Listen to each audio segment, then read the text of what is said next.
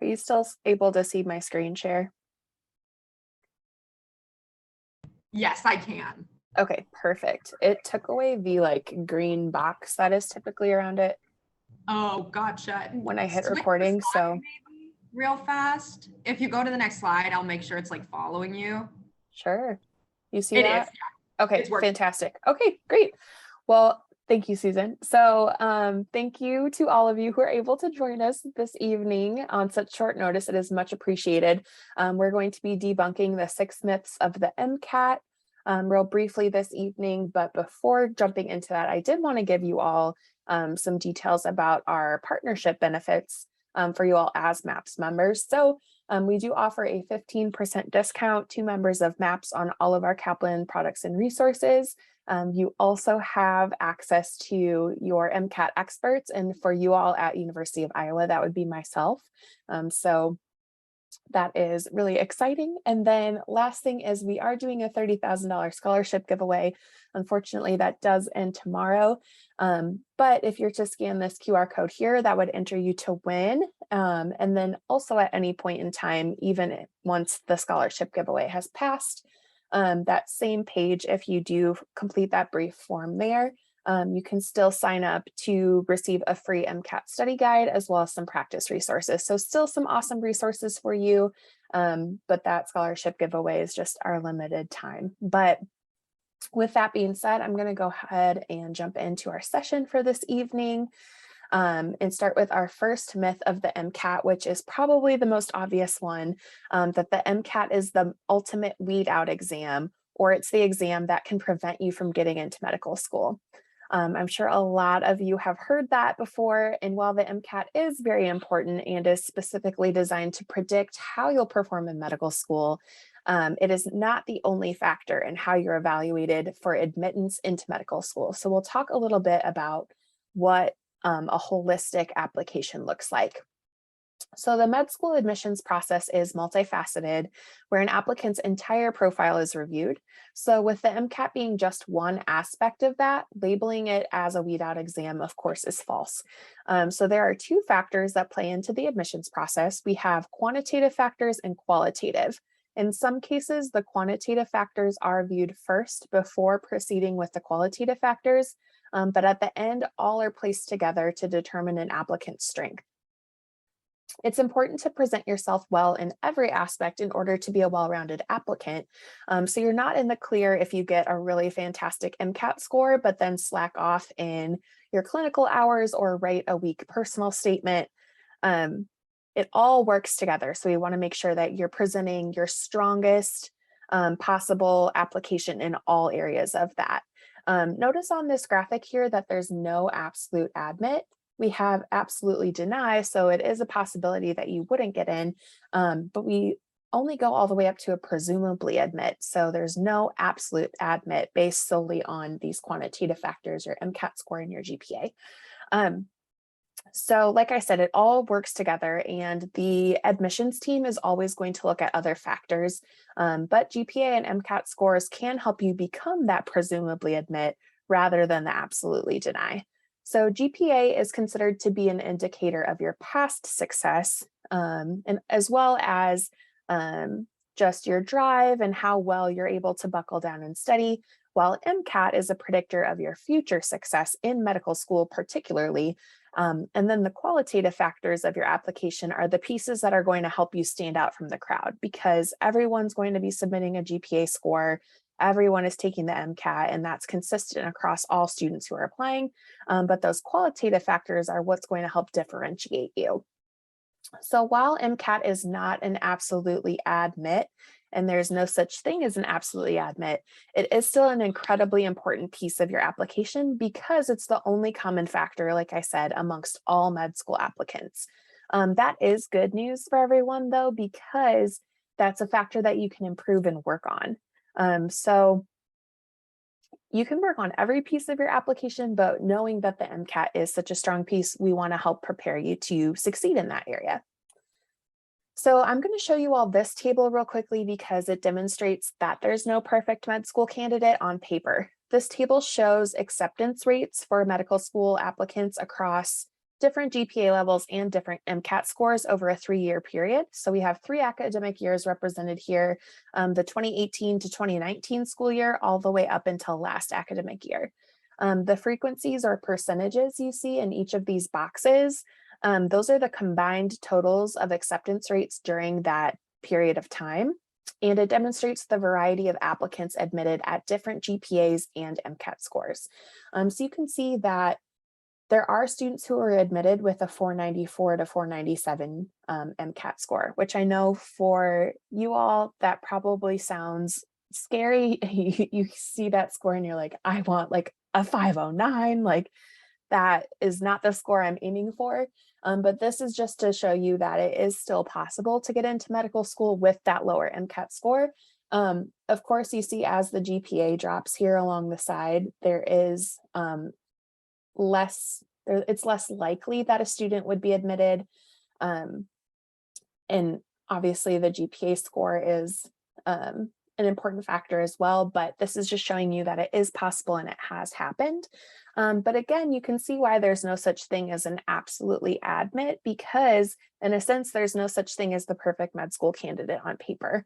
What we can probably infer from these students is that they had really strong qualitative factors in their application process. So again, that just shows that everything works together holistically.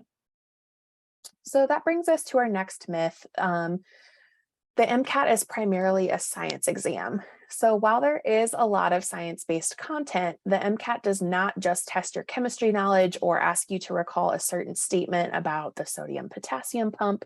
Many times this is how you've been tested in the past though. Like, do you know a specific fact or not? But on the MCAT, that's not going to be how you're tested. They're only going to reward you for being able to apply content in different areas. So then what content do you actually need to know? The good news is that writing and calculus are not tested on the MCAT. They may be required prerequisite coursework for medical school, depending on where you're applying, but they're not topics that are going to be tested. There are also topics that are tested on the MCAT, but are not prerequisites in your program, such as biochemistry. So you can see MCAT exam topics here. What we have highlighted in purple are the med school prerequisites. Biochemistry here is black because it is not a prerequisite, but it shows up on the MCAT.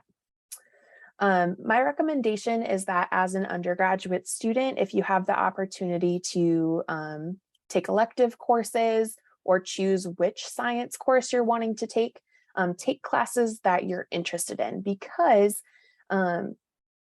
you already have a lot of required courses and all of your grades are going to show on your transcript. So we want to make sure you take classes that you enjoy, because if you enjoy that content, you're likely to do better in that class. And then overall, that's going to keep your cumulative GPA higher, which again is one of those quantitative factors that is going to help boost your chances of becoming a presumably admit.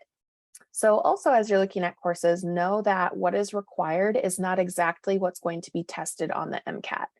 So for example, while you need 2 terms of organic chemistry, not all of that is tested on the MCAT.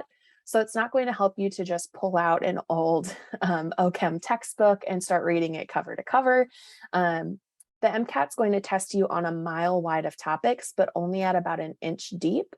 So it's going to require you to apply the knowledge you have across a variety of different topics and then begin to integrate the sciences together. Real quickly, before I move on to the next slide, here are a couple of courses that we've kind of identified as being helpful, although they're not required. So if you do have the opportunity to take molecular and cell biology, genetics, physiology, any of these other courses listed here, these could be helpful for you. But again, don't take them just to take them. Make sure it's something that you're genuinely interested in. All right, so anyway, integrating the sciences. So you're going to need to have a good foundational understanding of all of these topics on the MCAT and then understand how they intersect. So this helps to create a study plan that is both efficient and effective. And we'll talk a little bit more about what that looks like later. But every single question on the MCAT is going to come at the intersection of a science skill and also a content area. So you can see in the white bubbles here on this chart, these are those different skills that we've identified. So we've got the scientific reasoning and problem solving, experimental and research design, MCAT science knowledge, and then data and statistical skills. But we believe that to truly succeed on the MCAT, you actually need a fifth skill. And so we've labeled that as MCAT expertise here, and we've added that in that purpley blue color. The better that you know the exam and how they phrase their questions, how they phrase their wrong answer choices, how they choose their wrong answer choices, and how they choose their correct answer choices, the better you're going to be when it comes to identifying what the correct answer is on test day.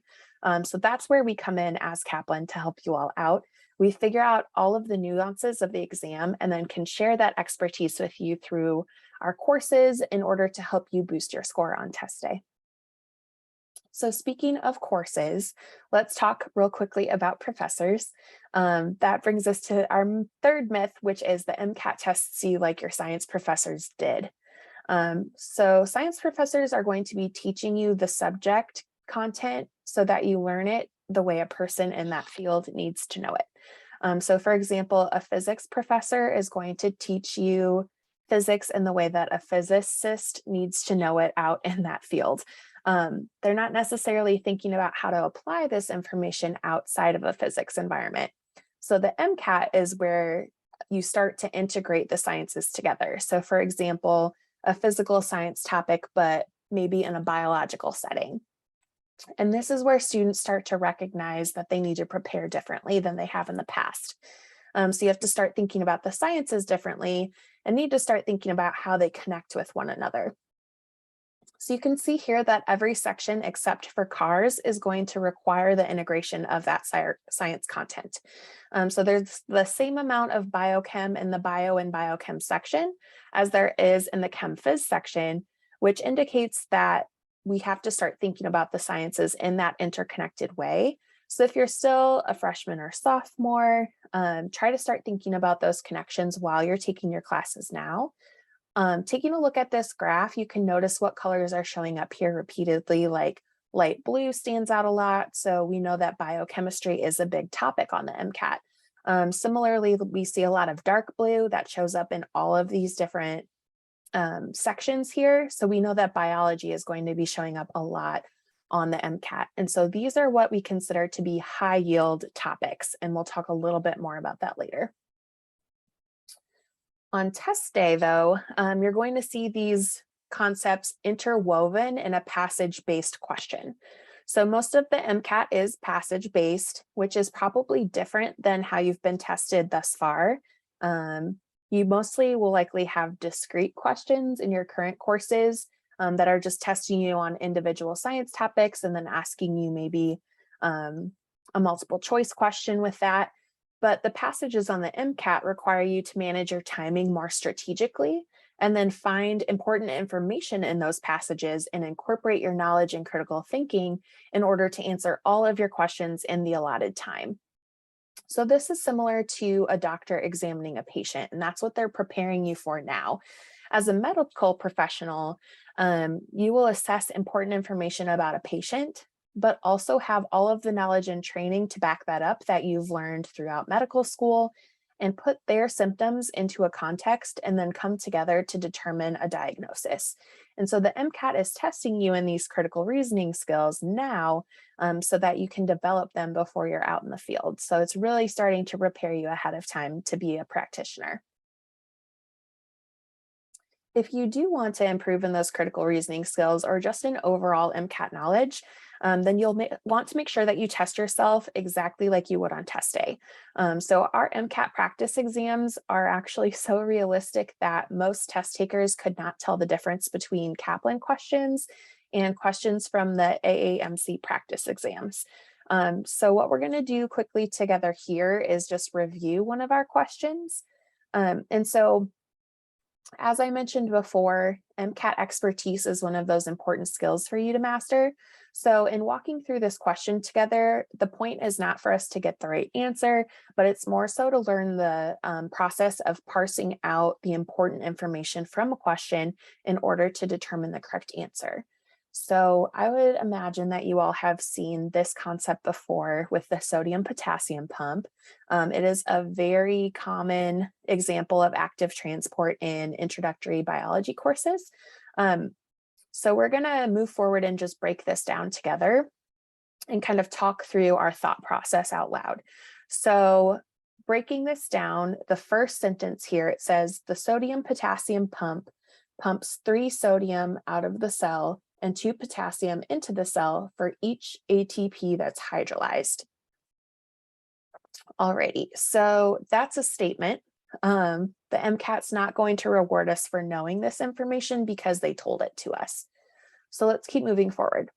So the cells can use the pump to help maintain cell volume.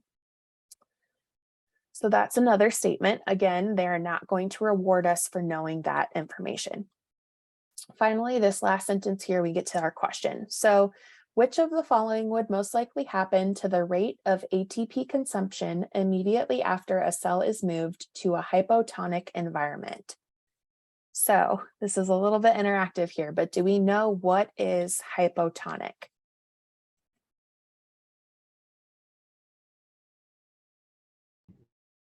I already took the MCAT, so I should know this. I'm hoping so. Right? It's when your other environment is less concentrated in whatever ions are in question. Sure. So lower concentration of solute. So we're assuming a higher concentration of water, right? Mm-hmm. Okay, awesome. So then what would happen to a cell that's in that environment? Would water flow in or out of the cell?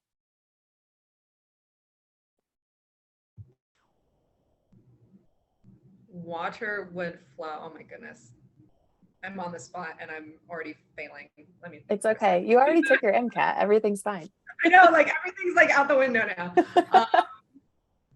So you put the cell in the hypotonic environment. So that means the hypotonic environment, there is less solutes there and there's more solutes there. So water is going to influx into the cell. Exactly. So the cell's going to swell up. See, you did it. You're good. No worries.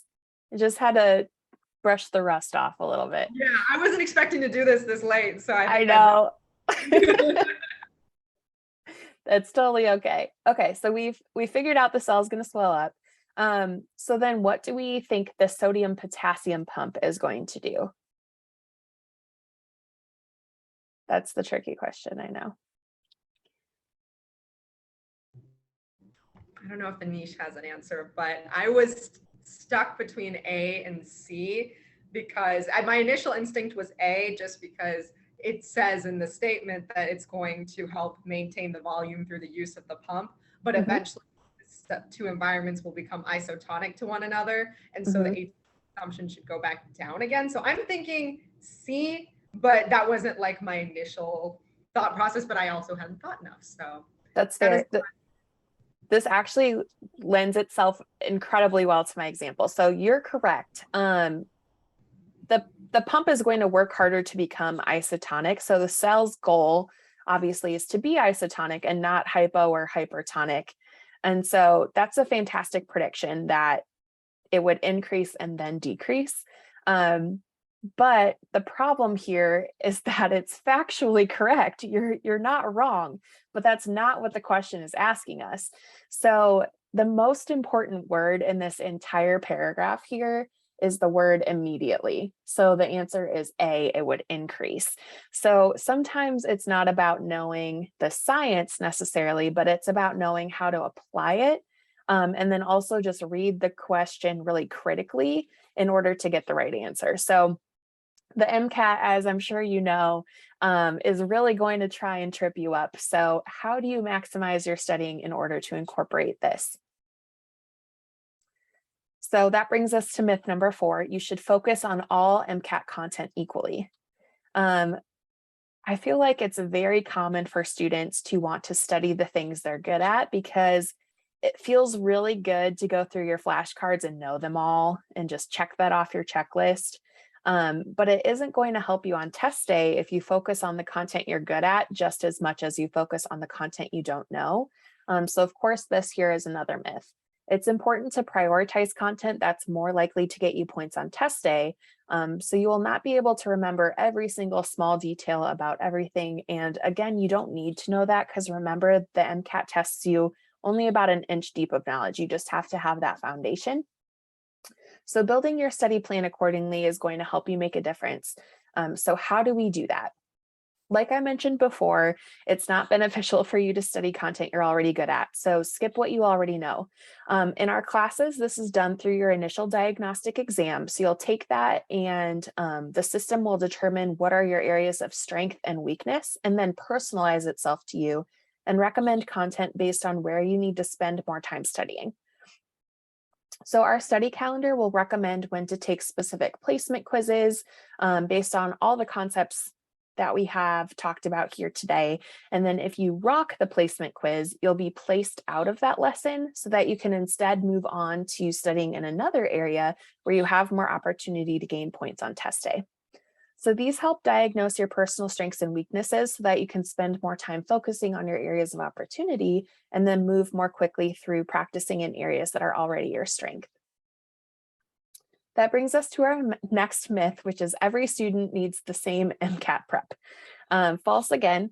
So we talked to a bunch of students who will try and replicate exactly what someone else did that was successful for them in hopes of leading to their own success on the MCAT. But the important piece missing here in this approach is recognizing that everyone has different strengths and weaknesses, and that people learn differently. And our program is designed to help you personalize your experience. So we achieve that personalization through a program called Learning Path. And Learning Path helps each student build out a study calendar for themselves. And it does this by doing all of the things we talked about before, like prioritizing high yield content, ensuring spaced repetition, which is a learning science that tells us you need to come back to topics again and again, and then interleaving of content so that you can stay focused on learning. The very first thing that you'll do with this calendar is tell it how long you want to be studying for, like how many weeks, and then for how many hours you can commit to each week. You'll also give it which day you would like to rest, and then put in any times you're unavailable. And from there, the calendar will automatically filter in assignments to be done in the appropriate order and at the right time based off of all of these principles. And so this is an actual screenshot here of what our study calendar looks like. So it'll pull in these different activities for you, as well as show you your class. And then at the bottom portion here, it has workshops that it will also suggest to you that are upcoming live that you can join just to have a little bit further review in that area.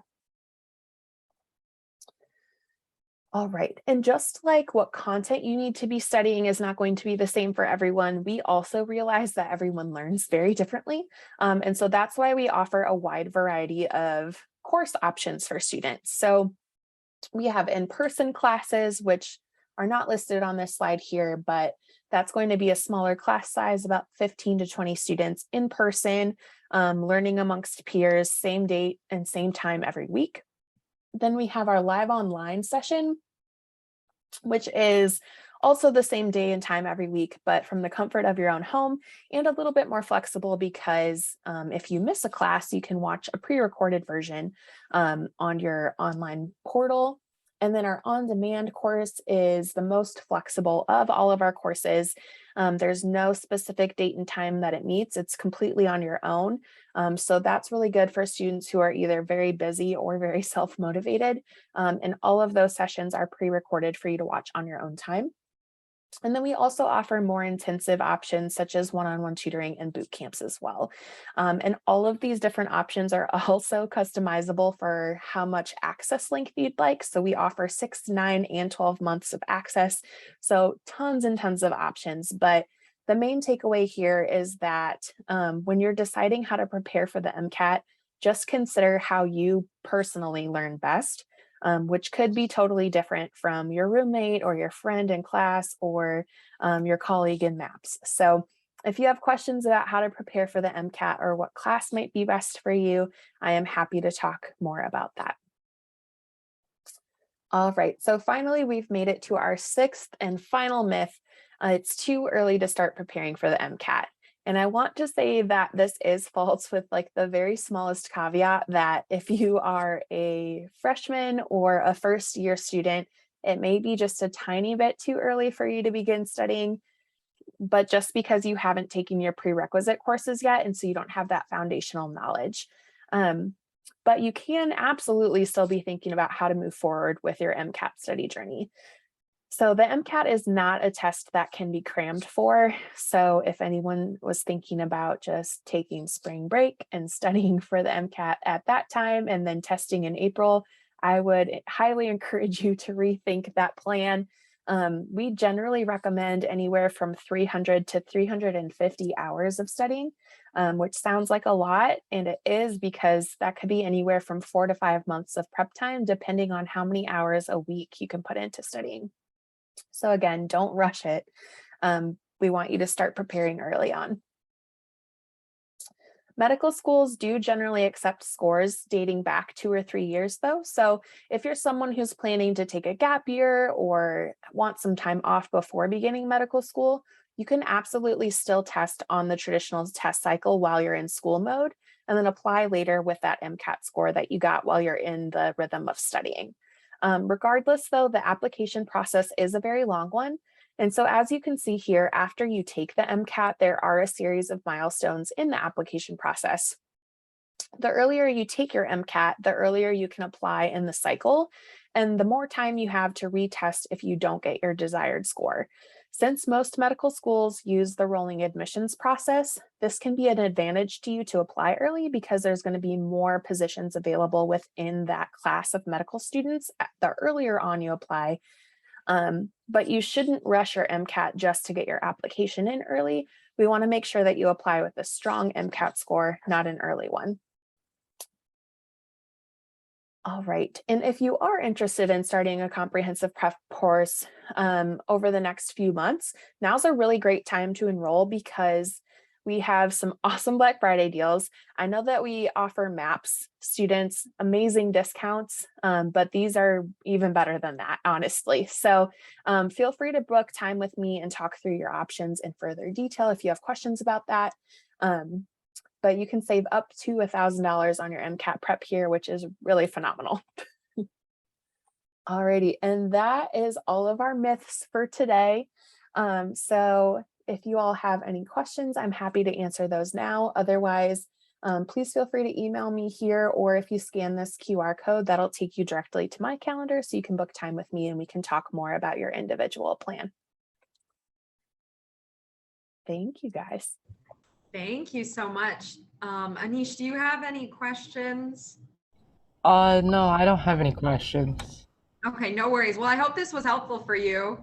Yeah, it was really helpful. I mean, I'm a freshman this year, so I just wanted to see, like, when do I need to start preparing for MCAT and stuff, so I just Absolutely. decided to attend. Perfect. Well, thank you for being here. Of course. Thank you. Thank you. Awesome. And Susan, thank you so much. I will send you this so that you can put this on MAP's YouTube channel, and I'll also send you more information via email. That will be great. If you could stop recording, then I would love to ask you a quick question. Yeah, absolutely.